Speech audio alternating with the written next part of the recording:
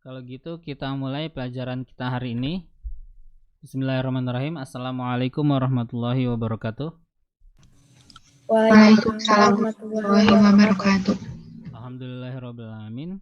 Senang sekali masih bisa ketemu dengan kalian, masih diberi kesehatan untuk bisa mengajar fisika di kelas 10 IPA 2. Kita doakan juga teman-teman yang masih yang sedang kesulitan atau sedang berada dalam situasi sakit ya.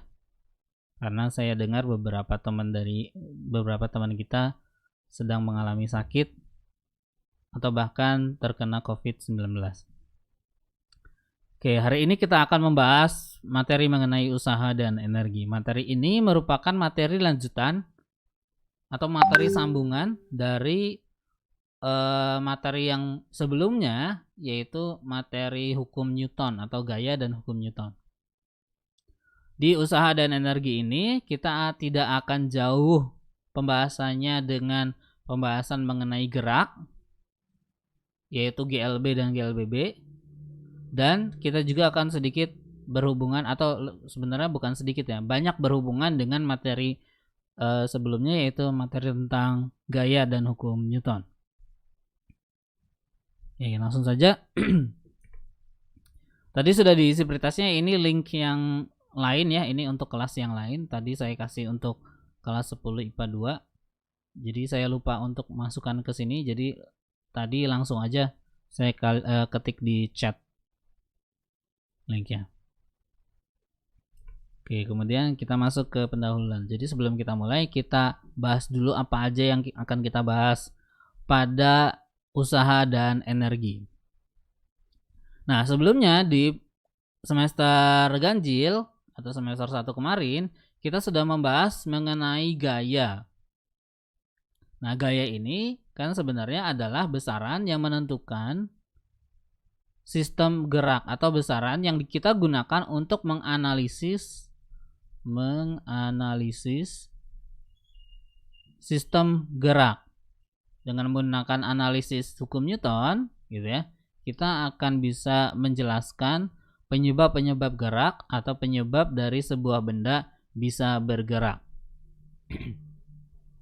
Di semester kemarin juga kita sudah bahas hukum Newton ada 3, yaitu hukum 1, hukum 2, dan hukum 3 Newton. Nah, tetapi pada kenyataannya, gitu ya, pada penerapannya ada beberapa kasus dalam analisis sistem gerak benda, itu kalau kita gunakan konsep gaya, itu akan jadi lebih rumit. Jadi tidak selalu sistem gerak itu akan mudah kita jelaskan atau akan mudah kita analisis dengan menggunakan hukum Newton. Ada beberapa kasus di mana analisis geraknya itu akan jadi jauh lebih rumit kalau kita pakai hukum Newton. Oleh karena itu, ada alternatif lain untuk memecahkan masalah tersebut. Supaya analisisnya jadi lebih mudah, maka banyak digunakan konsep energi dan momentum. Dalam berbagai kasus umum, dua besaran ini, baik energi dan momentum, itu terkonservasi. Nanti kita belajar apa yang namanya konservasi. Atau tetap sehingga dapat diaplikasikan. Nah, di konservasi ini berarti kalau misalkan energi dan momentumnya terkonservasi, maka akan muncul hukum kekekalan energi dan hukum kekekalan momentum. Dua hukum ini banyak dimanfaatkan pada kasus-kasus sistem gerak yang partikelnya banyak atau sistem yang banyak partikel. Jadi tidak cuma satu benda terus ditarik oleh sebuah gaya gitu ya. Tapi bisa jadi ada banyak partikel terus gayanya itu masing-masing punya random, berbeda arah geraknya. Atau bisa jadi satu buah benda, satu balok gitu ya, tapi karena baloknya ini masanya tidak bisa kita abaikan atau partikel bendanya ini tidak bisa kita abaikan, maka kita gunakan konsep energi.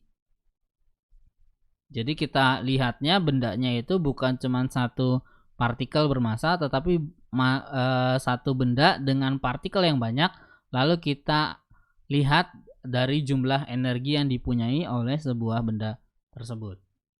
Nah, ini akan, kalau misalkan partikelnya banyak maka akan sulit, maka bisa kita gunakan hukum kekekalan energi dan hukum kekekalan momentum untuk bisa menganalisis sistem geraknya. Oke, kita langsung saja mulai kepada pembahasan yang pertama, yaitu tentang, sebelum kita membahas tentang energi dan momentum, ada baiknya atau sebelum ini kita harus cari tahu dulu. Nah, energi itu terbentuk atau bisa diambil atau bisa kita lihat atau bisa kita ukur kalau kita mengukur apa, atau kita bisa lihat ciri-ciri energinya itu, atau energi itu bisa, sorry ya, saya agak belibet. Energi itu bisa kita definisikan atau bisa kita deskripsikan, itu nggak cuman langsung begitu aja ya, tetapi harus kita definisikan berdasarkan besaran-besaran fisika yang tertentu. Nah, salah satunya besarannya yaitu adalah usaha. Nah, sebelum kita masuk ke pembahasan mengenai energi di pertemuan berikutnya dan momentum di bab berikutnya, maka kita bahas dulu usaha di pertemuan hari ini. Oke, kita lihat dua orang yang sedang menarik. Sedang apa ya mereka? Ada seorang perempuan yang sedang menarik balok dengan tali. Berarti kalau menarik dia memberikan gaya kepada balok. Dan akhirnya balok berpindah sejauh S. Kemudian ada traktor yang sedang menarik batu dan batunya akhirnya berpindah. Nah, dalam hal ini atau di gambar ini, traktor maupun orang tersebut sebenarnya sedang bekerja atau sedang berusaha untuk memindahkan sebuah benda. Di sini ada bekerja, ada berusaha. Kerja, kerja, kerja ya. Usaha, usaha, usaha. Jadi si orang ini atau traktornya sedang bekerja atau berusaha. Nah, usaha atau kerja kita kan sering dengar di kehidupan kita sehari-hari ada istilah usaha atau kerja ya. Nah, artinya usaha atau kerja ada yang tahu? Ada yang bisa menjelaskan atau bisa menyebutkan apa sih artinya usaha? Silakan. Yang mengalami perpindahan, Pak. Yang mengalami perpindahan. Berarti kalau saya tiba-tiba pindah gitu, berarti saya tiba-tiba berusaha.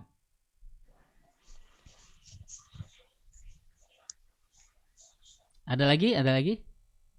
Usaha atau kerja itu ngapain sih? Atau definisinya apa sih? Kalian kalau mau dapetin uang harus ngapain dulu? Usaha. Usaha atau kerja. Kalau kalian mau dapat nilai yang bagus harus ngapain? Usaha. Belajar. Iya, berusaha atau belajar. Belajar itu termasuk salah satu bentuk usaha ya. Terus kalau kalian mau dapetin sesuatu atau mau misalkan kalian mau dapet hadiah, misalkan kalau misalkan kalian sedang ikut kuis, berarti berusaha atau bekerja untuk menjawab dari pertanyaan kuis tersebut. Atau secara umum kita definisikan secara umum ya, ini ya masih definisi usaha atau kerja adalah kegiatan yang dilakukan untuk mencapai sesuatu atau kegiatan yang dilakukan untuk memperoleh uang, atau lebih umum lagi adalah kegiatan yang dilakukan untuk mencapai suatu keinginan. Berarti di sini ada kegiatan yang dilakukan untuk mencapai keinginan. Ini adalah definisi usaha. Kalau kita pengen dapat nilai yang besar, berarti kita usahanya atau kegiatannya yaitu belajar. Kalau kita mau dapetin uang, berarti usaha atau kerjanya adalah bisa berjualan, bisa bisnis gitu ya. Atau sebenarnya salah satu cara untuk kalau kita masih muda gitu ya, usahanya kita salah satunya untuk memperoleh uang ya tinggal minta ke orang tua. Minta pun itu merupakan sebuah usaha atau sebuah kegiatan gitu ya. Nah, dalam istilah sehari-hari juga kita menemukan perkataan atau pernyataan bahwa namanya juga usaha atau kita sudah berusaha tapi apa daya. Artinya sebuah pekerjaan yang ternyata kita sudah lakukan tetapi tidak menghasilkan. Contohnya kita udah belajar sampai malam ternyata dapat nilainya segitu juga. Kita udah usaha jualan tapi nggak laku-laku. Ya, hasilnya ternyata tidak memuaskan atau tidak sesuai dengan keinginan. Nah, dalam hal itu, dalam kehidupan kita sehari-hari, maka meskipun kita sudah tidak mendapatkan nilai yang sesuai dengan keinginan kita, tetapi kegiatan belajar kita masih tetap merupakan sebuah usaha. Atau kita sudah berjualan, berdagang, tapi ternyata tidak dapat keuntungan yang memuaskan, maka kita bisa katakan bahwa kegiatan kita berdagang atau berjualan tadi masih merupakan sebuah usaha. Tetapi dalam lingkup yang sempit, yaitu pembahasan mengenai fisika, gitu ya, prinsipnya usaha itu nggak sama dengan prinsip usaha yang kita kita temukan sehari-hari. Di sini kan usaha untuk mencapai suatu keinginan. Atau kalaupun nggak dapat keinginannya, ya tetap sudah berusaha. Nah, dalam fisika nggak gitu. Fisika itu punya definisi yang sangat spesifik mengenai usaha. Nah, contohnya saya ambil sebuah balok. Saya tarik oleh sebuah gaya. Atau saya berikan gaya kepada balok tersebut. Arahnya ke kanan. Horizontal, ke sumbu horizontal ke kanan. Ternyata balok tersebut berpindah juga sejauh sumbu horizontal, yaitu sepanjang lintasan delta X atau sejauh jarak delta X. Nah, dari definisi ini atau dari contoh ini, sebenarnya kita bisa definisikan usaha atau kerja secara fisik atau berdasarkan fisika, yaitu adalah segala sesuatu yang dilakukan oleh gaya pada suatu benda, pada sebuah benda, sehingga benda tersebut bergerak. Jadi di sini ada balok, gitu ya. Saya ulangi, balok tadinya ada di sebelah kiri,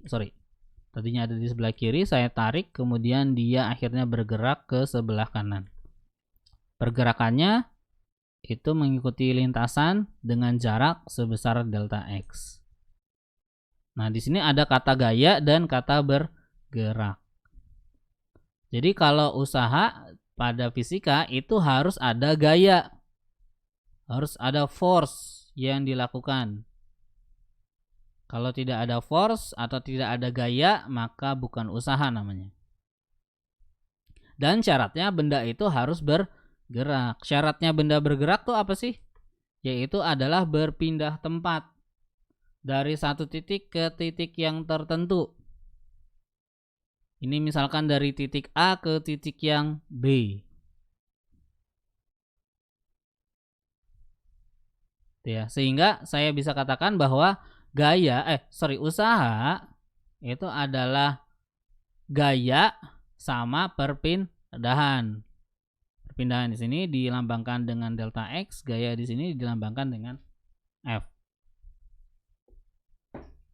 Nah, secara matematis, fisika itu kan nggak jauh dari definisi matematis juga ya.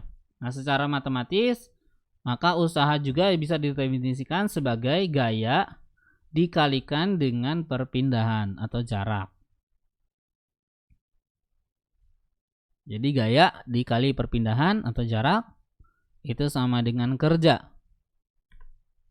W sama dengan F dikali dengan delta X.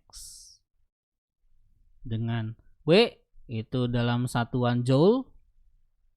W itu artinya work atau kerja, satuannya adalah joule. Joule ya. Singkat saja jadi J besar. Kemudian F adalah force atau gaya. Dengan satuan internasionalnya adalah Newton atau huruf besarnya N. Kemudian delta X adalah distance atau perpindahan atau jarak. Distance. Satuannya adalah meter atau pakai M kecil.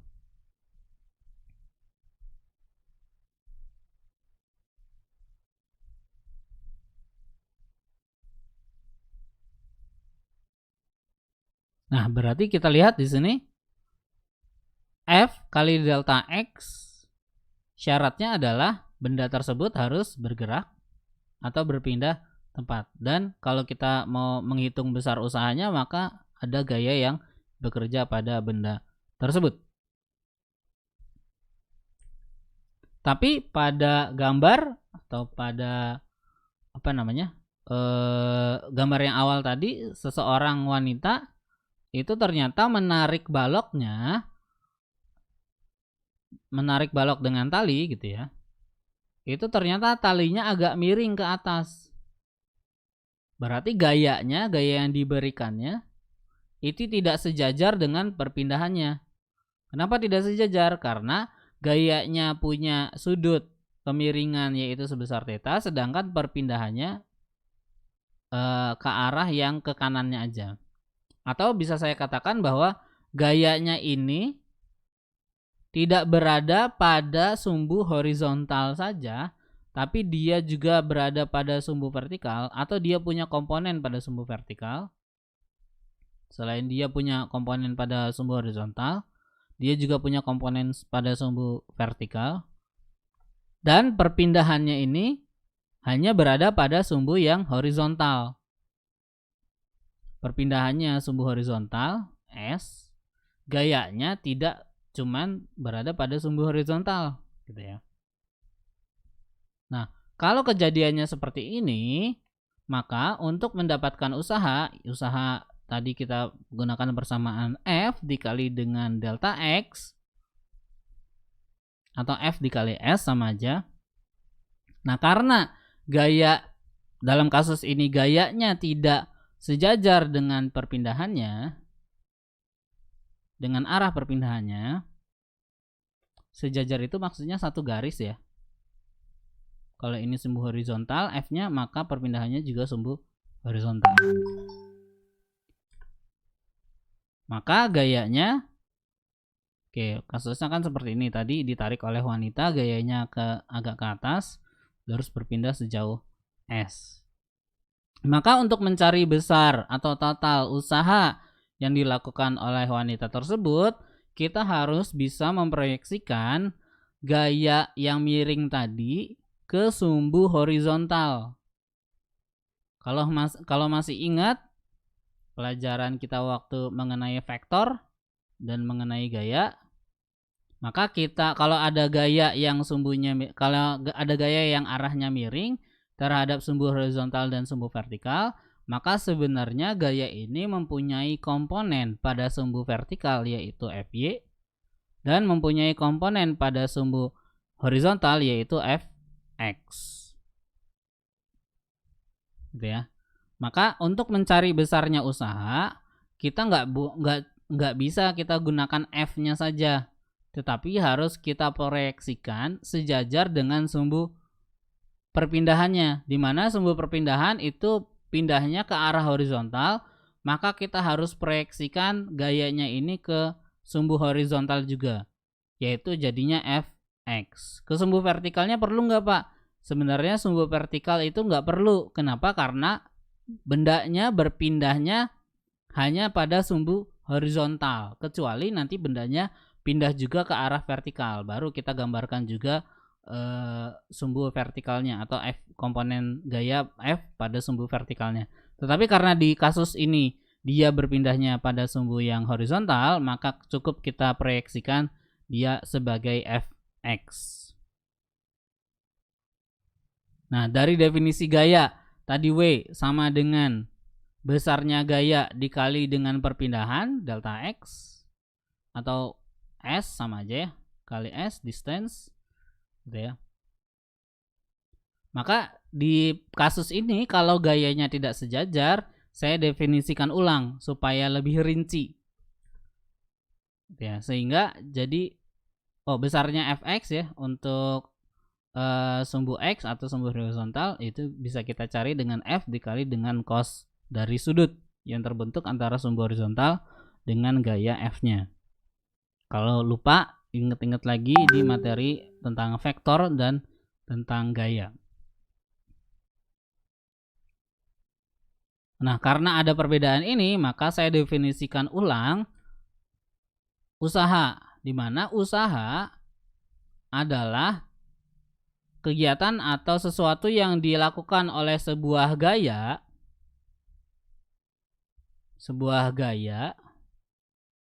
yang didefinisikan sebagai hasil kali komponen gayanya. Jadi komponen gayanya yang dikalikan sekarang bukan cuma gaya saja yang kita kalikan, tetapi komponen gaya yang mana? Yang arah vertikal apa arah horizontal? Nah, di sini didefinisikan sebagai hasil kali komponen gaya pada arah perpindahan. Berarti kita sesuaikan dengan arah perpindahannya.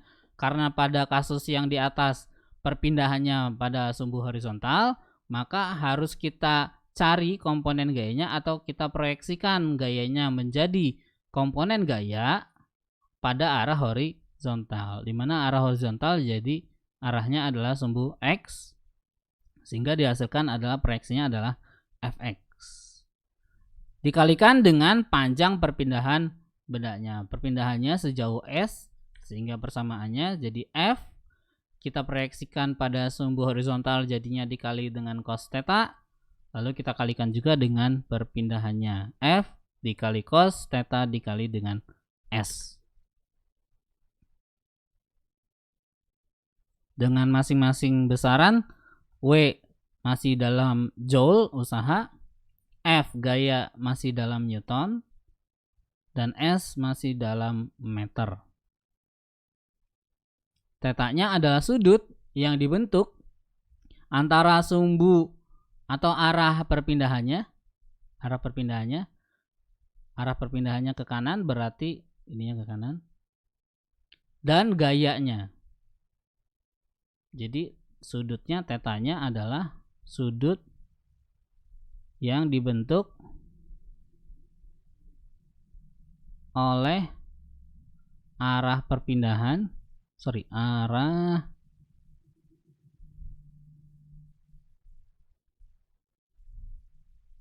arah perpindahan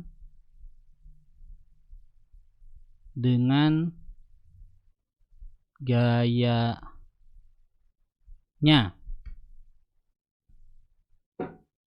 Sehingga bisa kita singkat atau kita jabarkan bahwa usaha sama dengan F dikali dengan cos theta dikali dengan S atau delta X. Atau saya singkat lagi, ini belum ya. Atau saya lebih umumkan lagi bahwa usaha itu sama dengan F pada sumbu X dikali dengan delta X kalau pindahnya ke arah X. Pak, gimana kalau pindahnya ke atas atau ke arah sumbu Y? Berarti usahanya sama dengan F pada sumbu Y dikali dengan perpindahannya ke arah sumbu Y. Jadi dikalikannya itu harus selalu menggunakan arah perpindahannya. Kalau terjadi atau ada perbedaan sudut antara gayanya dengan perpindahannya, maka pakainya theta. Berarti kita cari dulu komponen gayanya pada arah perpindahannya tersebut. Kalau dalam kasus ini jadinya fx, maka fx sama dengan f dikali dengan cos dari theta. Sampai di sini ada pertanyaan?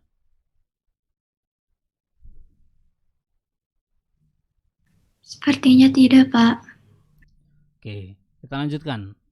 Pada kasus yang sebelumnya atau pada kasus ini gayanya kan cuma satu, cuma f-nya aja. Pak, gimana kalau gayanya ada banyak oleh beberapa gaya? Saya ambil contohnya di sini sebuah balok saya tarik dengan gaya sebesar F yang arahnya itu mempunyai sudut theta terhadap sumbu horizontal. Lalu di sini saya lihat saya gambarkan perpindahannya itu dengan garis yang kuning sepanjang ini, sepanjang delta X. arahnya ke kanan. Kita sudah belajar dalam, ini bendanya berada pada bidang datar yang kasar.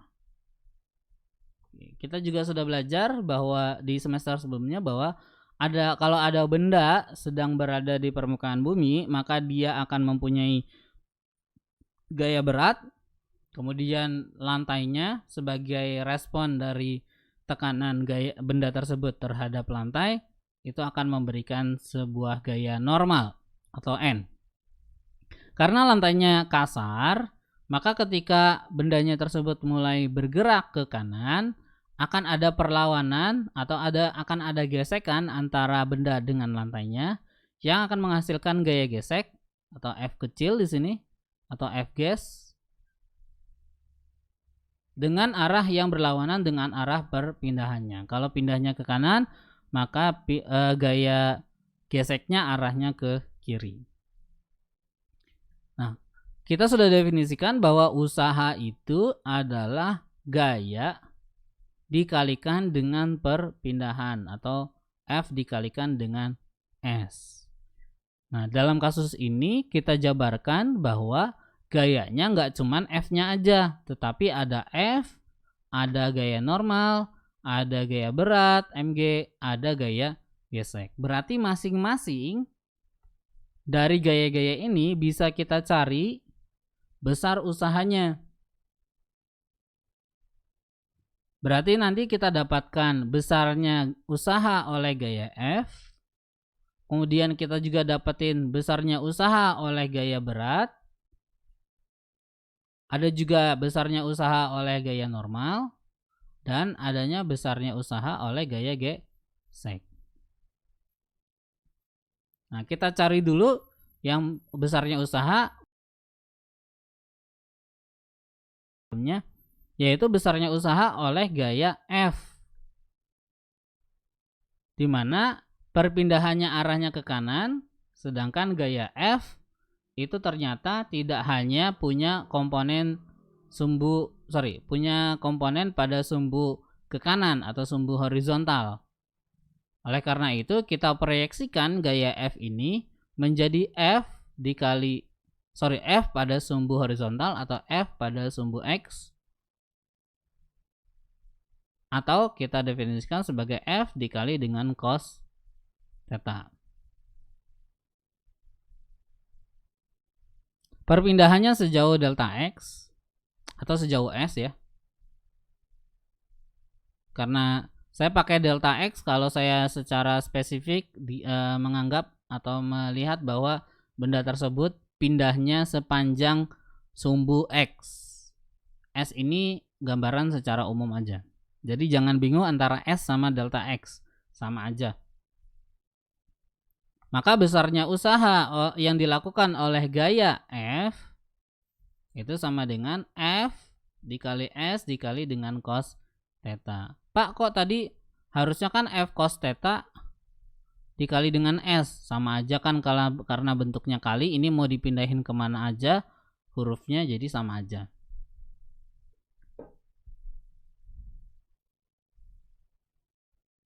Oke, kemudian kita cari besarnya usaha oleh gaya gesek.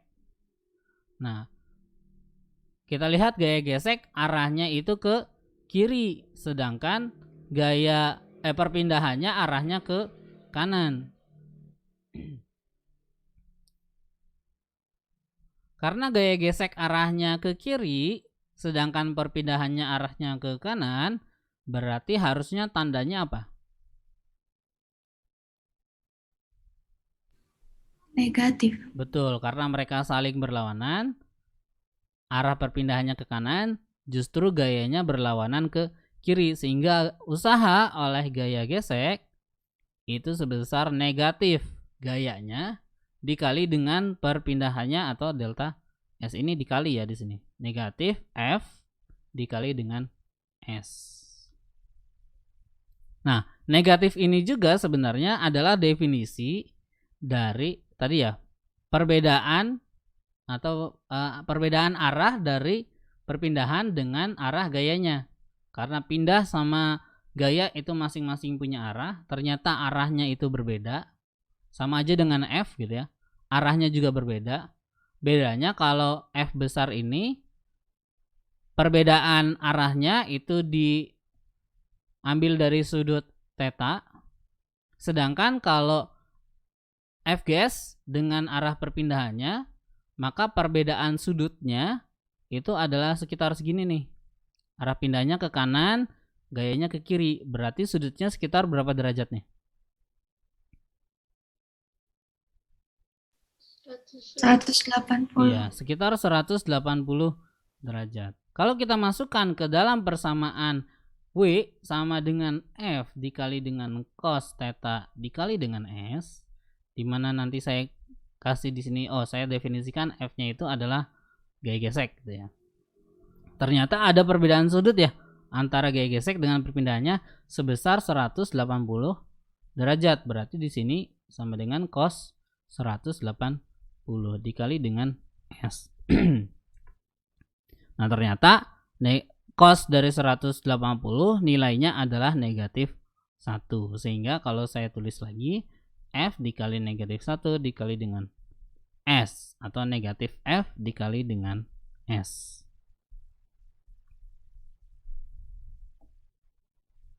Begitu. Jadi kita lihat juga perbedaan arahnya dengan arah perpindahannya. Perbedaan arah gaya, dengan arah perpindahannya. Nah, dengan cara yang sama, kita bisa mencari besarnya usaha oleh gaya normal. Antara gaya normal dengan arah perpindahannya, itu mereka terbentuk sudut berapa tuh kira-kira? Arahnya ke kanan, normalnya ke atas. 90. Nah, berarti sudut yang terbentuk antara mereka adalah 90 derajat. Kalau kita masukkan ke dalam persamaan,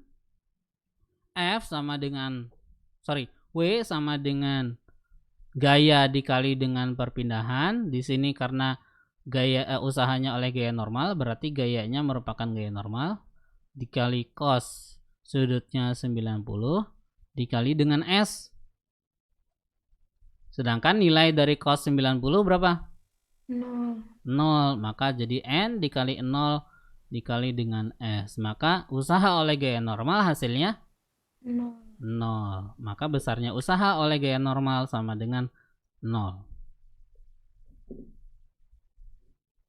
Begitu juga dengan usaha oleh gaya berat. Mereka terpisahkan atau punya selisih sudut sebesar 90 derajat gaya beratnya dengan arah perpindahannya, sehingga bisa kita simpulkan bahwa besarnya usaha oleh gaya berat sama dengan 0. Kenapa? Karena mereka masing-masing mempunyai perbedaan sudut 90 derajat, di mana 90 derajat nilainya 0. Oke. Kalau kita simpulkan di sini berarti ada beberapa usaha yang dilakukan oleh masing-masing gaya. Nah, kalau saya mau cari usaha totalnya, berarti benda ini sekarang udah dikasih usaha sebesar berapa nih? Berarti kita cari besarnya usaha total. Ya kita jumlahin aja semuanya. Kalau total kan berarti jumlah semuanya ya. Ada gaya usaha oleh gaya F, ada usaha oleh gaya berat, ada usaha oleh gaya normal, dan ada usaha oleh gaya gesek. Sehingga usaha total itu adalah penjumlahan masing-masing gaya. WF ditambah dengan W normal ditambah dengan W berat ditambah dengan W-nya gaya gesek. Nah, karena masing-masing gaya itu sudah kita cari besarnya berapa, maka kita masukkan sisanya. Ada WF, ada Fs kali cos theta, Wn-nya adalah 0 ya, ditambah Wmg-nya adalah 0, sedangkan Wf-nya adalah negatif Fs, berarti sisanya adalah Wfs cos 0 dikurangi dengan Fs. Atau saya tuliskan lagi di sini, karena S-nya masing-masing ininya sama ya, berarti W total itu sama dengan F dikali cos theta dikurangi dengan gaya gesek dikali dengan perpindahannya. Sampai di sini ada pertanyaan? Tidak, Pak. Nah, berarti kalau kita mau cari usaha total, kita jumlahkan saja masing-masing usaha yang berlaku pada benda ini ya. Nah, sekarang gimana kalau usahanya berubah-ubah?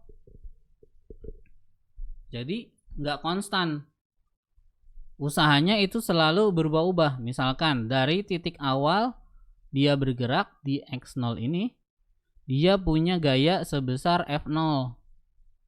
Sampai dia berpindah sejauh X terakhir atau X akhir, dia ternyata gayanya berubah menjadi F akhir.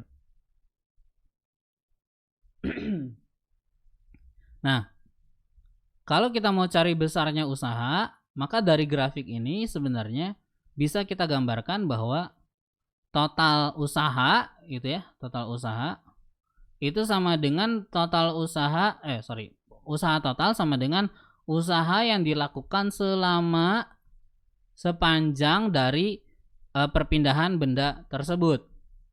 Kalau saya ambil setiap gaya yang bekerja, atau karena di sini gayanya selalu berubah-ubah, ya biar nggak pusing, saya ambil di F0 deh. Kalau dari F0, kemudian nanti kan di sini ada F sesuatu nih, F berapa gitu ya. Kemudian di sini ada F berapa, ada F berapa lagi gitu ya. Maka ambil saya ini F1, terus F2, terus F3 dan seterusnya. Nah, pada saat F1 misalkan ternyata pindahnya adalah X1. F2 pindahnya adalah X2. F3 pindahnya adalah X3. Ini X2, X3. Terus F4 pindahnya adalah F4 dan seterusnya sampai ke di sini adalah X16. Berarti di ujung sini F-nya adalah F16. Ini F1. Sini F2, F3 dan seterusnya. Nah, kalau kita mau cari usaha total yang dilakukan selama grafik ini atau yang digambarkan oleh grafik ini, berarti kita harus cari satu persatu besarnya usaha yang dilakukan selama sepanjang perubahan gaya ini. Karena di sini ada 16, berarti saya ambil bahwa usaha totalnya adalah usaha oleh F1 sama X1 berarti W1 ditambah dengan W2 ditambah W3 ditambah seterusnya sampai W16.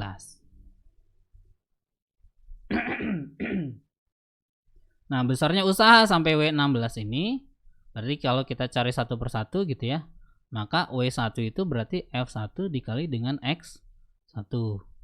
F2 berarti W2 sama dengan F2 dikali dengan X2 ditambah W3 berarti F3 dikali dengan X3 dan seterusnya. Kalau saya lihat dari gambar, maka F1 itu berarti merupakan ininya ya, besaran yang panjang gitu ya. Kemudian X merupakan lebarnya. Nah, kalau saya ambil bahwa F-nya itu adalah panjang, kemudian X-nya adalah lebar, berarti F dikali X itu apa? Panjang kali lebar itu apa?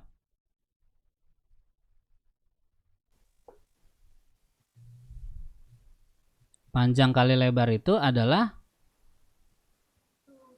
luas persegi panjang. Begitu ya. Maka kita gambarkan bahwa kalau ada gaya yang bekerja untuk melakukan usaha dan akhirnya benda tersebut berpindah sejauh X, maka dari grafik, kalau kita pakainya grafik gitu ya, besarnya usaha merupakan luas dari grafik yang dibentuk.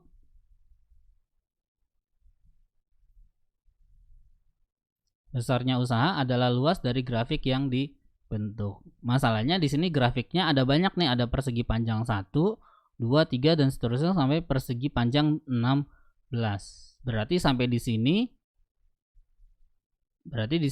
ada 16 persegi panjang.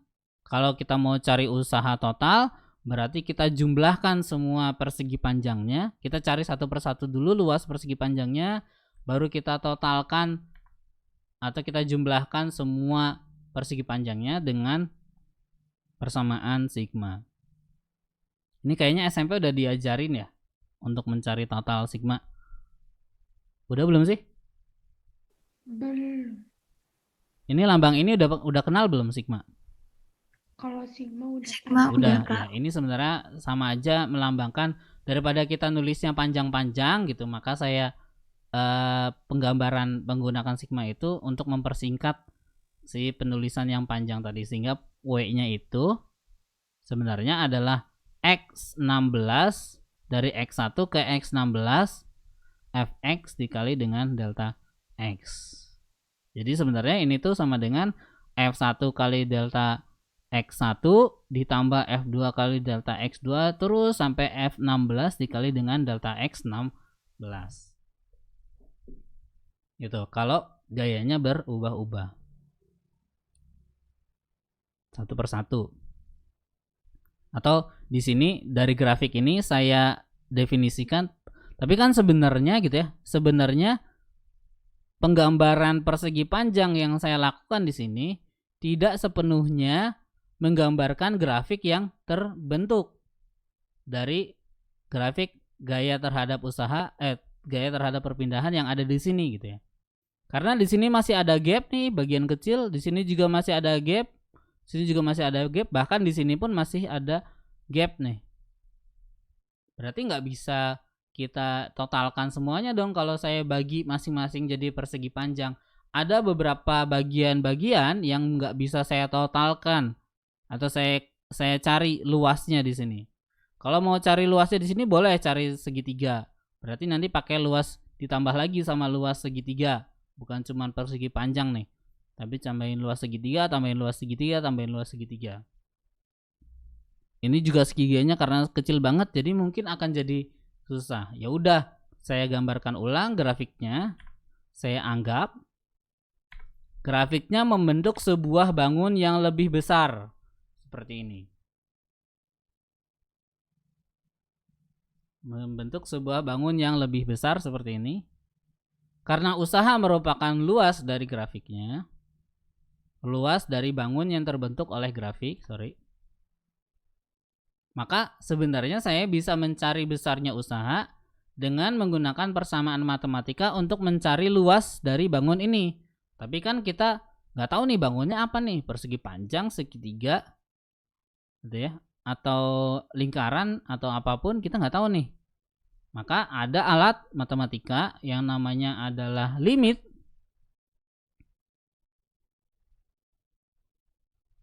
Yang namanya limit itu untuk menghitung besar atau menghitung luas dari grafik atau menghitung luas bangun yang bentuknya itu tidak beraturan seperti ini. Nah, limit ini turnanya atau lebih sederhananya itu adalah integral. Nah, karena kalian belum belajar matematika tentang limit dan integral, maka tidak akan saya jelaskan lebih lanjut mengenai pencarian usaha menggunakan luas grafik yang grafiknya itu bentuknya tidak beraturan. Tapi pada intinya adalah kalau mau cari usaha, terus soalnya atau bentuknya bisa digambarkan dengan bentuk grafik, itu besarnya usaha sama dengan luas grafik yang atau luas bangun yang dibentuk oleh grafik tersebut. Misalkan bentuknya itu nggak seperti ini. Misalkan ternyata walaupun gayanya berubah-ubah, ini grafik F yang digambarkan oleh grafik F terhadap X, ternyata gayanya itu seperti ini. Nah, berarti luas bangun yang terbentuk bentuknya apa nih? Trapesium. Nah, berarti besarnya usaha sama dengan luas trapesium, begitu. Kalau bentuknya ternyata setelah digambarkan dengan grafik gitu ya, ternyata besarnya gayanya berubahnya seperti ini. Ini ada datarnya gitu ya. Oke, saya ulangi gambarnya biar detail.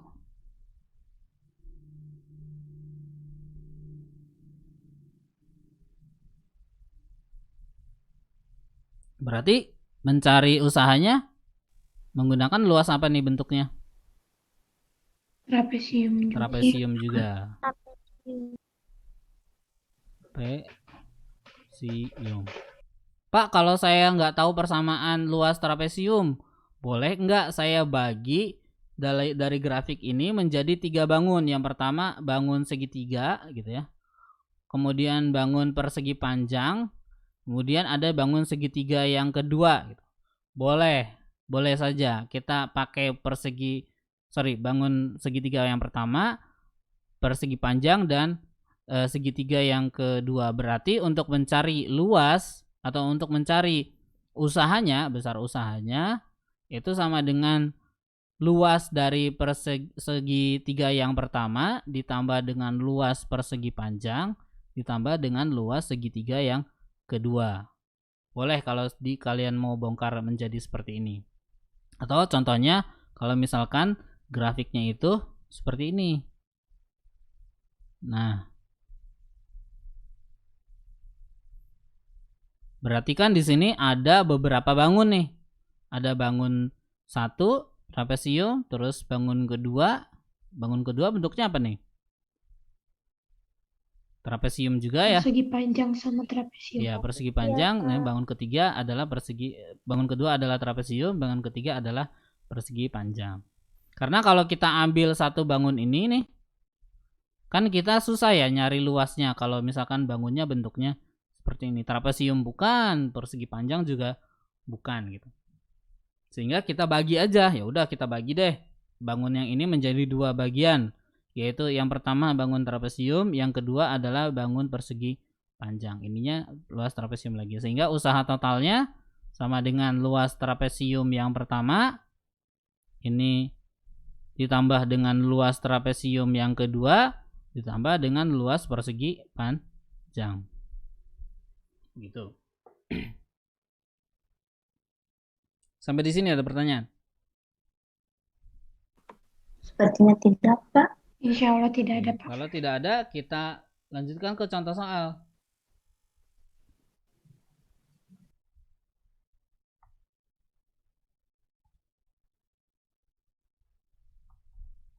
Udah keluar ya contoh soalnya? Sudah, Pak.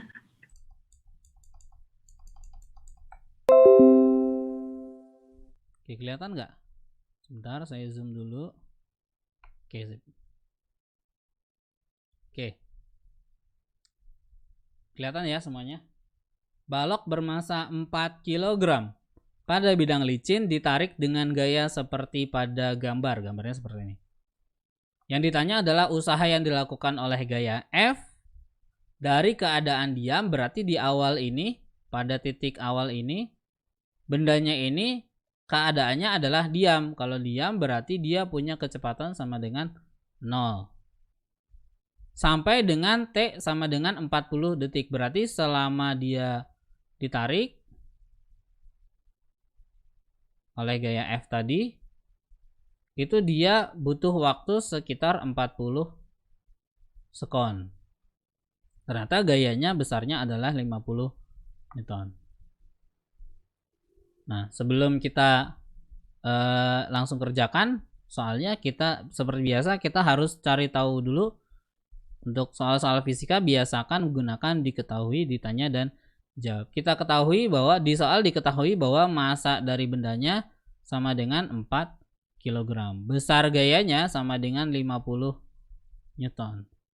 Dan benda tersebut bergerak selama selang waktu 40 detik.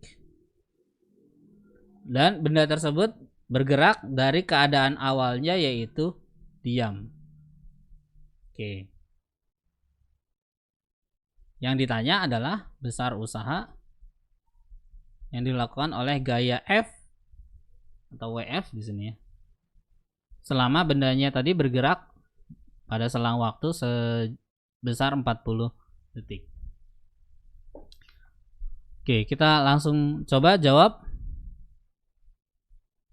Kalau kita mau cari usaha oleh gaya F adalah F dikali dengan delta X atau delta S. Oh, karena gayanya tidak sejajar dengan arah perpindahannya, pindahnya ke kanan, dan tapi arah gayanya nggak cuman ke kanan. Maka WF-nya kita harus proyeksikan si F-nya terhadap sumbu X dikali dengan perpindahan. Berarti kita cari dulu Fx-nya nih. Fx-nya sama dengan F dikali dengan cos theta. F-nya adalah 50 dikali cos 60. Loh, cos 60 berapa? Setengah. Ya, 50 kali setengah. Berarti Fx-nya sama dengan 25. 25 Newton. Oke, Fx-nya udah dapet. Delta S. Nah, ternyata kita belum tahu nih perpindahannya berapa. Untuk mencari perpindahan, kita karena dia bendanya bergerak, berarti kita bisa gunakan persamaan gerak. Nah, kira-kira geraknya ini makin cepat atau makin lambat atau sama aja kecepatannya? Sama. Gerakannya kalau sama berarti kecepatannya dari awal sampai akhir kecepatannya 0. Semakin cepat. Enggak. Ya, jadi gerakannya semakin cepat. Kalau gerakannya semakin cepat, maka kita gunakan analisis menggunakan GLBB atau gerak lurus berubah beraturan, di mana GLBB punya 3 persamaan, yaitu Vt sama dengan V0 tambah kurang A kali T. Yang kedua, S sama dengan V0 kali T tambah kurang setengah A dikali dengan T kuadrat. Yang ketiga, Vt kuadrat sama dengan V0 kuadrat tambah kurang A 2A dikali dengan S. Nah, dari soal sudah diketahui besar kecepatan awalnya sama dengan 0, selang waktunya adalah 40 detik. Berarti dari tiga persamaan ini kita pakai persamaan yang mana? 1, 2, atau 3? Yang ditanyanya yang belum diketahui adalah S. 2. Persamaan 2 ya, yaitu S sama dengan V0 dikali T tambah kurang setengah A dikali T kuadrat. Berarti S atau delta S di sini sama dengan V0 dikali T ditambah dengan setengah A dikali T kuadrat. Di sini tandanya ditambah karena bendanya semakin cepat bergeraknya ya, sehingga tandanya selalu ditambah. S-nya yang dicari, V0-nya udah ada, T-nya udah ada, A-nya udah ada belum? Belum. A-nya belum ada. Terus cara nyari A-nya gimana, Pak? Nah, A-nya bisa kita gunakan persamaan hukum Newton. Newton 2. Iya, hukum Newton 2. Bahwa setiap gaya yang bekerja akan menghasilkan percepatan tertentu, yaitu sigma F gitu ya. Sama dengan sigma F sama dengan massa dikali dengan percepatan. Karena kita mau carinya percepatan, berarti A sama dengan sigma F dibagi dengan massa. Gaya yang bekerja sigma F berapa? 25. Ya, karena perpindahannya arahnya ke arah horizontal, maka gaya yang bekerja juga kita gunakan gaya pada sumbu horizontal, yaitu 25. Masanya sebesar berapa tadi? 4. 4 kilogram ya di atas. Nah, ini Iya. masanya 4 kilogram.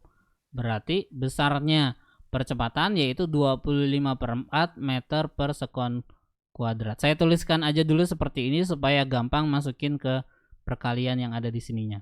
Karena kalau saya jadiin koma-komaan nanti akan susah ngaliinnya. Oke, berarti bisa kita cari nih delta S-nya berapa. Kita masukkan saja angkanya. V0-nya berapa? 0, 0. T-nya berapa? 40, 40 sekon. Ditambah dengan setengah. Dikali A-nya tadi yang udah kita dapat. 5/4. Oke, dikali dengan waktunya 40 kuadrat. 40 kuadrat. Berarti delta S-nya sama dengan berapa nih? 0 ya? iya, Ditambah setengah dikali 25/4 dikali 1.600. Kebanyakan. 1.600.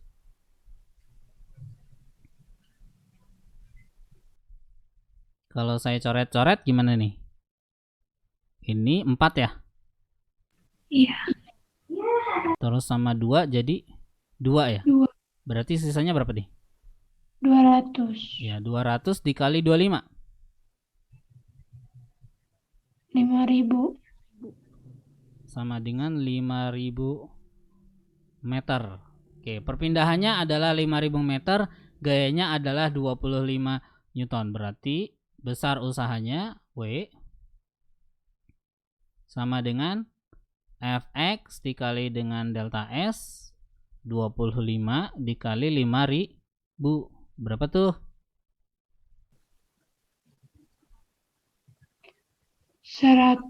125.000. Ya, 125.000 joule atau sekitar 125 kilo kilojoule. Jual. Tuh ya. Oh ya, saya lupa kasih tahu kuncinya di sini. Bidangnya licin ya, licin. Berarti nggak ada gaya gesek yang bekerja atau tidak ada usaha yang melawan pergerakan ini. Jadi gaya geseknya nggak ada. Itu nomor 1. Pak, gimana kalau ada gaya geseknya? Berarti ada gaya gesek yang arahnya ke kiri ya. Maka usahanya jadi usaha total dong. Usaha totalnya berarti usaha oleh gaya F dikurangi dengan usaha oleh gaya gesek. Kenapa dikurangin? Karena gaya geseknya arahnya berlawanan dengan arah geraknya. Berarti nanti cari dulu usaha oleh gaya F-nya tadi WF-nya gitu ya. Kemudian dikurangi dengan usaha oleh gaya gesek. Kalau emang bidangnya itu tidak licin atau akan muncul gaya gesek. Sampai di sini ada pertanyaan? Tidak Pak, insya Allah. Gampang ya. Kita lanjut ke contoh soal berikutnya. Perhatikan gaya F terhadap perpindahan, grafik F terhadap perpindahan S berikut ini. Ternyata sebuah benda tadi diberikan gaya selama 9 detik dengan gaya konstan sebesar 6 Newton. Tapi setelah 9 detik sampai ke 12 detik ternyata gayanya itu berubah dari 6 ke 0. Jadi pas di 12 detik itu gayanya jadi 0. Yang ditanya adalah besarnya usaha hingga detik ke-12. Berarti kalau mau mencari besarnya usaha dengan penggambaran grafik gaya terhadap perpindahan, mencari usahanya gimana? Usaha sama dengan Luas trapesium. ya, luas grafik. Di sini luasnya merupakan luas dari trapesium. Berarti usaha sama dengan luas dari trapesium. Persamaan luas trapesium? Sisi yang sama ditambahin terus dikali sama tinggi. Oke, sisi atas ya ditambah dengan sisi Iya, bawah sisi atas. dikali tinggi dibagi Dikali tinggi bagi 2. bagi 2. Oke, sekarang kita masukkan sisi atasnya berapa? 9. 9 ya. Sisi bawahnya 12. 12. Berarti di sini 9 ditambah 12, tingginya 6. 6 dibagi 2. 2. Coret jadi 3. 3. 21 dikali 3 hasilnya adalah 60. 63. 63 joule. Jangan lupa satuan dari usaha adalah joule.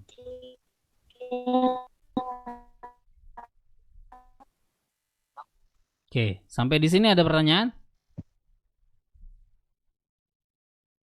Insya Allah tidak ada, Pak. Insya Allah tidak ada. Kalau tidak ada, kan kemarin Bapak sudah janjikan bahwa selama pembelajaran itu akan ada latihan soal yang nanti akan kalian kerjakan. Kalau gitu tolong kerjakan latihan soal yang akan Bapak tampilkan. Nah, di situ ada 5 nomor, tetapi ini untuk satu bab ya. Jadi nanti nomor berikutnya itu untuk bab yang pembahasan mengenai energi. Tapi karena kita belum membahas mengenai energi, maka tolong kerjakan latihan soalnya. Cukup nomor 1 dan nomor 2 aja terlebih dahulu. Oke, saya tunggu waktunya 20 menit. Waktunya 15 menit aja supaya kita punya waktu untuk minta salah satu teman kita untuk menjelaskan lewat Zoom. Silakan kerjakan nomor 1 dan nomor 2 saja. Saya tunggu 15 menit, berarti sampai jam 11 lewat 20. Jam 11 lewat 20. Kemudian nanti saya akan meminta salah satu dari kalian, atau kalau ada yang mau mencoba menjelaskan, saya berikan kesempatan untuk menjelaskan nomor 1 dan nomor 2. Sebentar, katanya ada yang nggak jelas ya, saya zoom ya.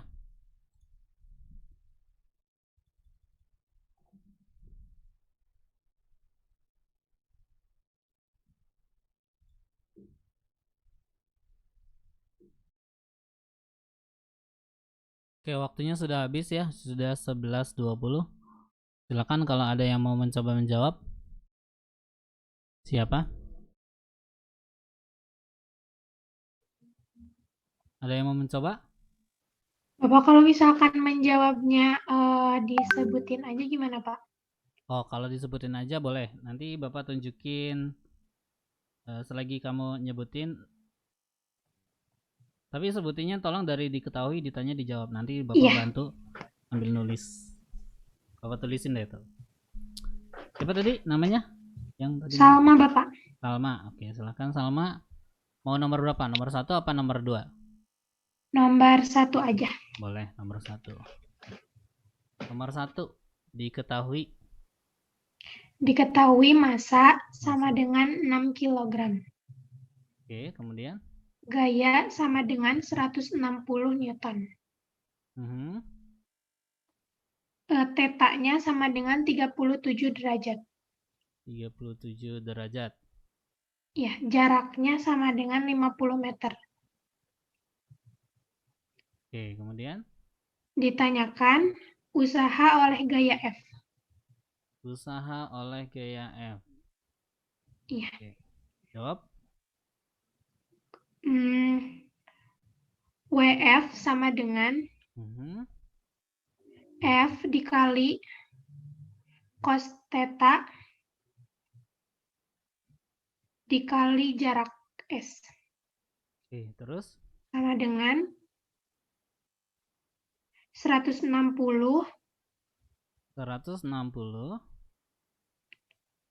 dikali cos 37 derajat 37 dikali 50. 50. Oke. 160 dikali 0,8 dikali 50. Oke. Berapa hasilnya? Sama dengan 6.400 joule. 6.400 joule. Kalau di pilihan jawabannya adalah yang D. D. Oke, benar ya. Nomor 1 oleh Salma. Nomor 2, ada yang mau mencoba?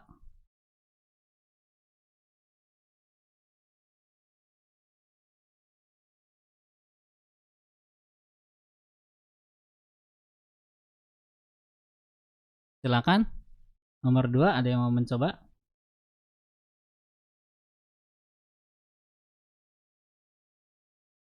Ada jawabannya nggak nomor 2? Ada kan ya?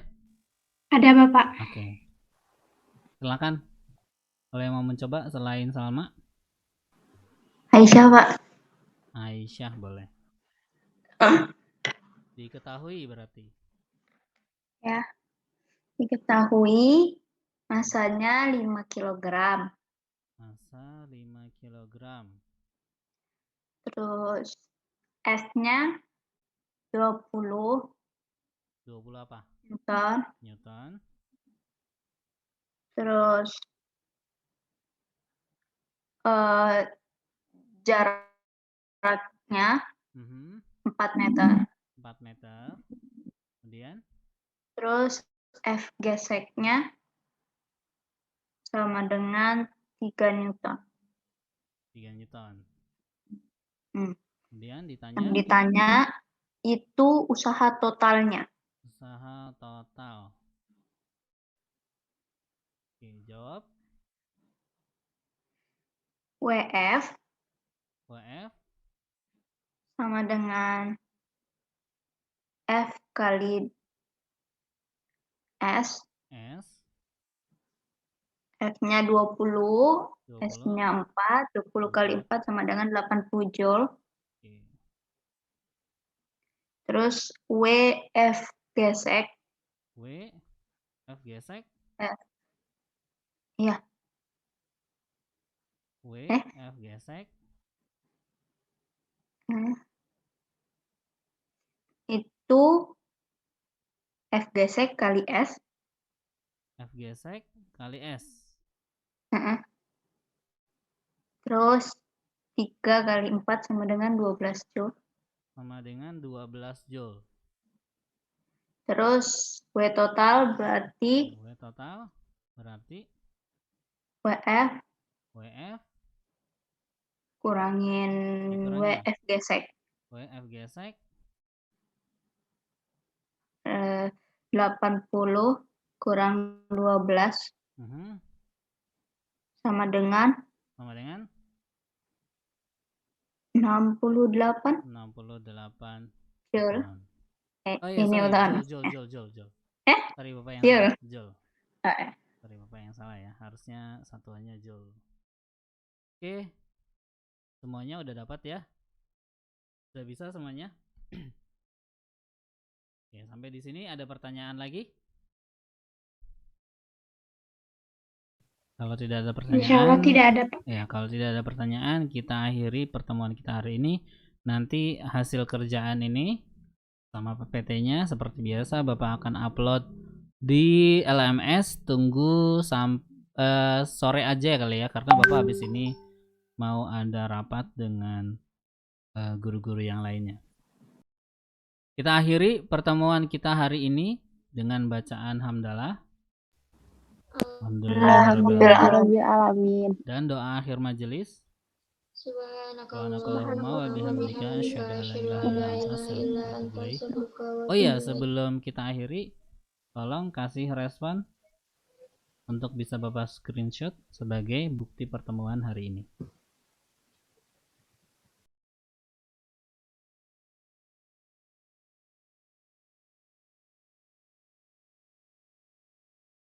Oke.